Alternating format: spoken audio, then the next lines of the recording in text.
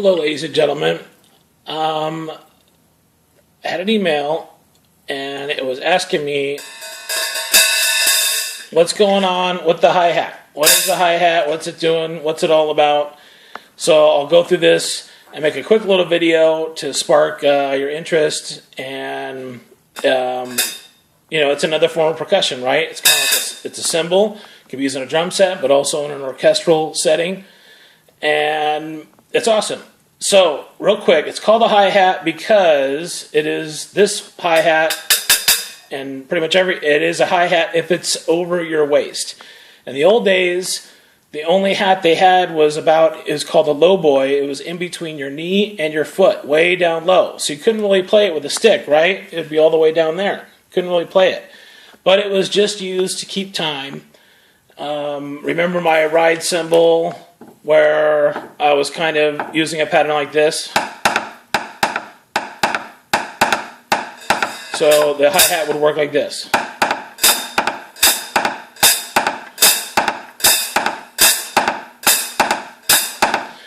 So the hi-cymbal, the original hat was just a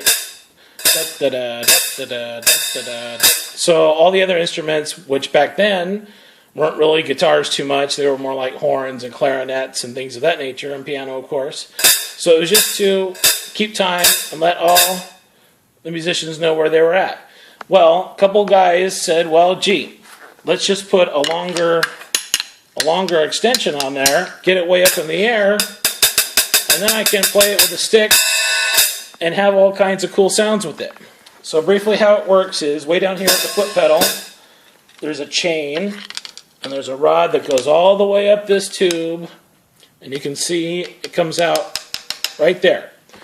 And when I step on that pedal, it goes up and down, and if I unloosen it, you can see that rod even goes higher. So every person who plays a hi-hat likes it at a little different spot. And I hope I can get it back to where it was. Yeah, that was about right. Some people like it really open. Some people like it tight all the time. Because whether it's open or tight, those are the different sounds you prefer, right? So real quick, here we go. Here are the sounds of the hi-hat. The first one was the chick. They call it because it's kind of chick, right? Just closing. Next one can be like hopping it and letting it kind of ring out. Like,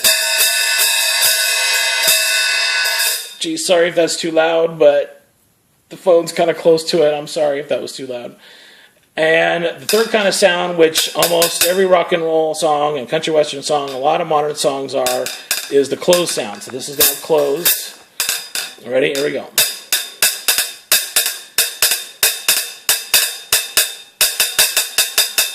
Right? Now if I open it just a little bit, it's going to change dramatically.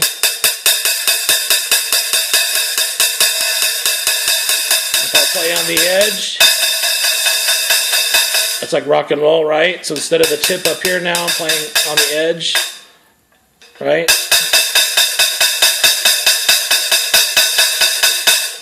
And let's see what else. Oh, you can kind of put if it's higher, you can put your stick in between, kind of do a rattle like that. And then there's, of course, a bell. Now this is a practice cymbal, the Swiss cheese practice hi-hat cymbal, so you don't drive your neighbors crazy because it's lower volume. So the bell isn't very prominent, like a real hi-hat top would be, but hey, there's a little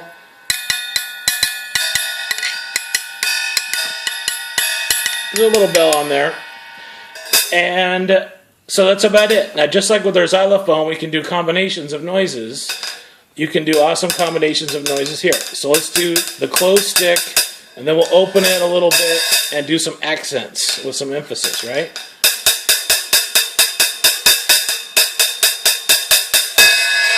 Sorry, a little too loud. I'm doing it as lightly as I can. It's hard not to.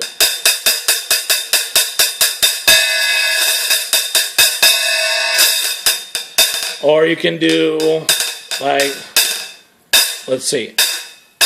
Well, that would be kind of standard rock and roll, but you can go.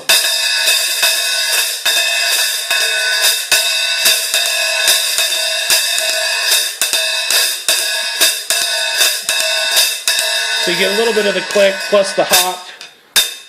and then a little of that too. So it's click, click, opening with the spring, and then right after that.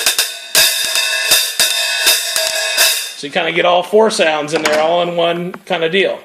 Okay, so that's real quick. What's going on with the hi-hat? What's it all about? Where it came from? Why they call it that? And if you decide to play drums, or even, like I said, not just drums, but even in orchestral settings, they have hi-hats. So that's what it's all about. Thank you. Bye-bye.